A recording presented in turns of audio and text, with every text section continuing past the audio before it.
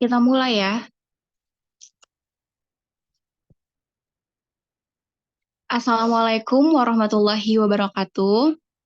Saya Ulfa Julianti sebagai moderator yang akan memandu presentasi pada kali ini.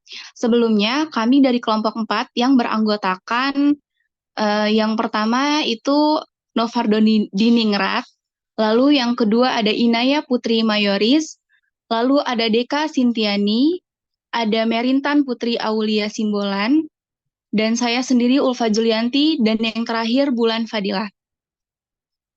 Baik, kepada yang bertugas dipersilahkan. Baik, yang pertama ada definisi. Prototipe merupakan suatu metode dalam pengembangan sistem yang menggunakan pendekatan untuk membuat sesuatu program dengan cepat dan bertahap sehingga segera dapat dievaluasi oleh pemakai. Prototipe mewakili model produk yang akan dibangun untuk menstimulasikan struktur, fungsionalitas, dan operasi sistem. Next. Selanjutnya ada tujuan. Tujuan utama dari prototipe adalah mengembangkan model atau rancangan produk menjadi produk final yang dapat memenuhi permintaan pengguna. Next. Selanjutnya ada bentuk-bentuk prototipe. Yang pertama ada low fidelity, yaitu prototipe yang dirancang di atas kertas. Ini merupakan jenis prototipe yang sangat umum dan paling dasar, karena cara yang satu ini dianggap lebih cepat dan juga murah. Digunakan satu kali pakai, mudah untuk diubah dan menguji literasi baru. Selain itu, jenis prototipe ini juga dapat memungkinkan tampilan dari keseluruhan produk secara cepat.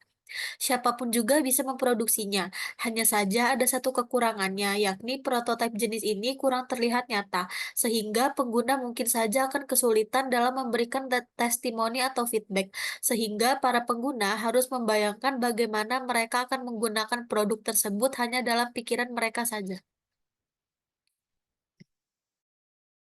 Selanjutnya ada bentuk dari prototipe yaitu high fidelity. Jenis prototipe ini lebih dekat dengan bentuk ataupun format digital yang menggunakan perangkat lunak desain khusus. Kelebihan dari jenis ini, kemampuannya dalam melibatkan semua pemangku kepentingan demi mempunyai visi yang diwujudkan di tangan mereka dan bisa menilai seberapa cocok visi tersebut dengan kebutuhan pengguna dan memecahkan masalah mereka. Pengujian tersebut akan menghasilkan hasil yang lebih akurat dan bisa diterapkan, sehingga dapat dikatakan jika ini merupakan versi yang paling dekat dengan produk akhir dan bisa memungkinkan pengguna atau pengembang untuk memprediksi bagaimana pengguna akan menggunakannya di pasaran. Walaupun demikian, jenis prototipe yang satu ini akan membutuhkan waktu lebih lama dan juga dana yang lebih besar untuk membuatnya.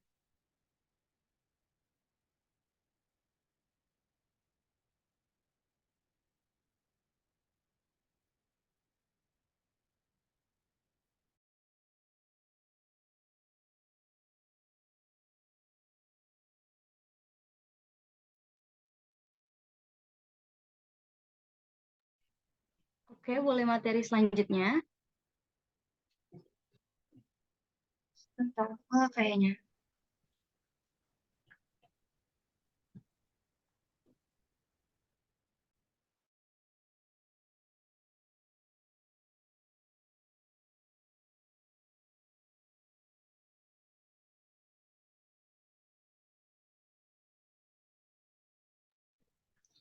Baik, materi selanjutnya adalah paper prototype. Prototype yang satu ini menggunakan kertas sebagai media untuk menyampaikan rancangan dari produk yang nantinya akan dirilis.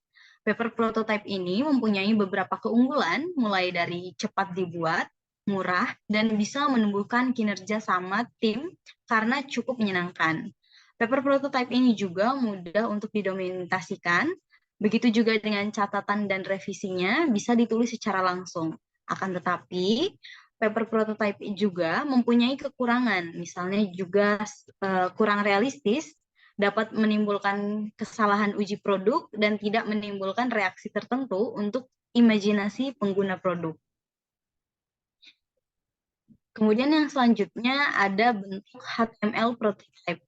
Metode pembuatan prototipe HTML ini paling rumit dari beberapa contoh yang sudah disebutkan sebelumnya.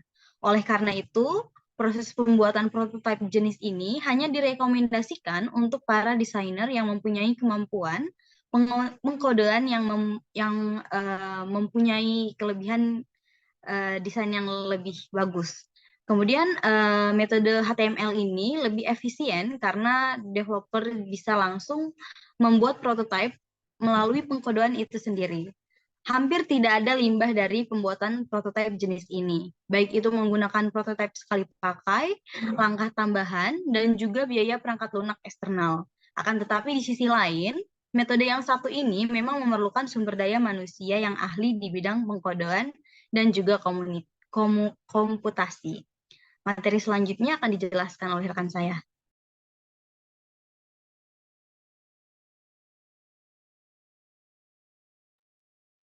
Oke, di sini saya akan membahas mengenai tahapan model prototype. Jadi yang tahap pertama yaitu dalam tahap ini kebutuhan sistem didefinisikan dengan rinci. Lalu tahap kedua, pembuatan desain sederhana yang akan memberi gambaran singkat tentang sistem yang ingin dibuat.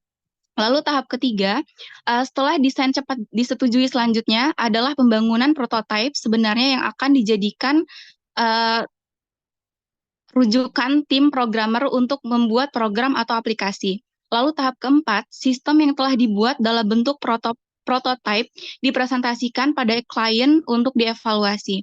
Lalu tahap 5, jika klien tidak mempunyai catatan revisi dan dari prototipe yang dibuat, maka tim bisa lanjut pada tahap terakhir. Namun jika klien mempunyai catatan untuk perbaikan sistem, maka phase 4-5 akan terus terulang sampai klien setuju dengan sistem yang akan dikembangkan. Lalu tahap ke-6, produk akan segera dibuat oleh para programmer berdasarkan prototipe akhir. Selanjutnya, sistem akan diuji dan diserahkan pada klien. Dan selanjutnya adalah phase pemeliharaan agar sistem berjalan lancar tanpa kendala. Oke, next. Akan dilanjutkan oleh teman saya, dipersilakan. Oke, selanjutnya adalah kelebihan dan kekurangan prototype. Yang pertama ada kelebihan. Yang pertama, klien berpartisipasi aktif dalam pengembangan sistem, sehingga hasil produk pengembangan akan semakin mudah disesuaikan dengan keinginan dan kebutuhan pelanggan. Lalu yang kedua, penentuan kebutuhan lebih mudah diwujudkan. Yang ketiga, mempersingkat waktu pengembangan produk perangkat lunak. Yang keempat, adanya komunikasi yang baik antar pengembang dan pelanggan. Yang kelima, pengembang dapat bekerja lebih baik dalam menentukan kebutuhan pelanggan. Yang keenam, lebih menghemat waktu dalam pengembangan sistem. Dan yang terakhir, penerapan menjadi lebih mudah karena pelanggan mengetahui apa yang diharapkan. Lalu selanjutnya ada kekurangan. Yang pertama, proses analisis dan perancangan terlalu singkat. Yang kedua, biasanya kurang fleksibel dalam menghadapi perubahan. Yang ketiga, walaupun pemakai melihat berbagai perbaikan dari setiap versi prototipe, tetapi pemakai mungkin tidak menyadari bahwa versi tersebut dibuat tanpa memperhatikan kualitas dan pemeliharaan jangka panjang. Dan yang terakhir, pengembangan kadang-kadang membuat kompromi implementasi dengan menggunakan sistem operasi yang tidak relevan dan algoritma yang tidak efisien. Selanjutnya akan disampaikan oleh rekan saya. Selanjutnya, dimensi prototype. Yang pertama, representasi. Dari sebuah prototipe dapat dipertanyakan apakah hasil nanti akan dipresentasikan dalam sebuah konteks tekstual atau dilengkapi dengan tampilan visual serta diagram yang mendukung alur proses dari sebuah aplikasi. Yang kedua, jangkauan. Prototipe dapat berupa tampilan antarmuka secara umum dan juga bisa dilengkapi dengan tampilan yang telah dilengkapi dengan contoh perhitungan ataupun tampilan data. Yang ketiga, eksekutabilitas dapat dijalankan. Dalam dimensi ini, prototipe dengan kategori kompleks dapat berupa sebuah contoh program setengah jadi yang benar-benar dapat dieksekusi atau dijalankan, sehingga terdapat sebuah simulasi yang seakan-akan nyata bagi para pengguna. Dan yang terakhir, keempat, pematangan. Prototyping dapat melalui tahap-tahap tertentu hingga mencapai sebuah tahap yang dianggap matang sebelum memulai sebuah proses pembuatan. Selanjutnya, terakhir kesimpulan.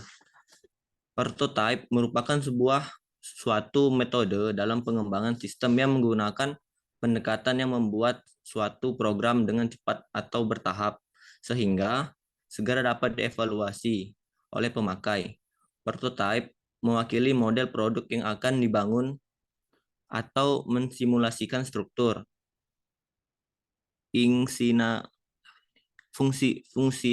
fungsionalitas, dan proses sistem. Prototype dapat berupa sebuah contoh program setengah jadi yang benar-benar dapat dieksekusi atau dijalankan, sehingga terbentuk sebuah simulasi yang akan seakan-akan nyata bagi para pengguna. Tahapan prototype yaitu identifikasi kebutuhan pemakai, membuat prototype, menguji prototype, memperbaiki prototype, dan mengembangkan versi produksi. Dimensi prototype terdiri dari representasi, lingkup, executability, dan pematangan. Metode prototype dibedakan menjadi dua.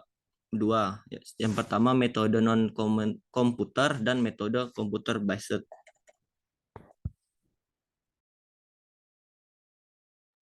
Oke, terima kasih atas perhatiannya. Mohon maaf bila ada kesalahan. Kami akhiri. Wassalamualaikum warahmatullahi wabarakatuh.